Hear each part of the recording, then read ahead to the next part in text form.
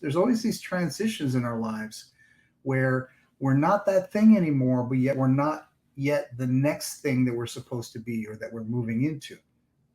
And so we're in that kind of netherland between the two. So just like with a pregnancy, in our lives and in our transitions and in our liminal time here, um, there are things happening that could not happen otherwise. There are things happening in that kind of shady place that are not happening otherwise. There's a beautiful book by Thomas More called Dark Nights of the Soul. It's about the St. John of the Cross original idea of the dark night of the soul.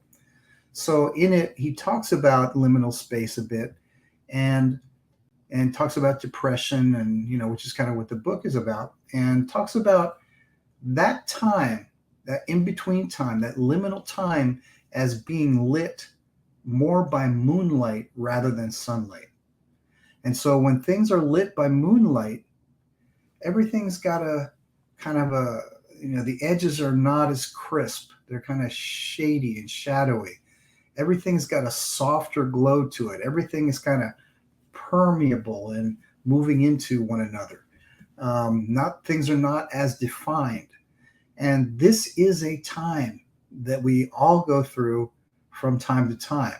It is a space where we get lessons that we otherwise couldn't have gotten. We get insights that we otherwise can't get when we know something, when we're on track.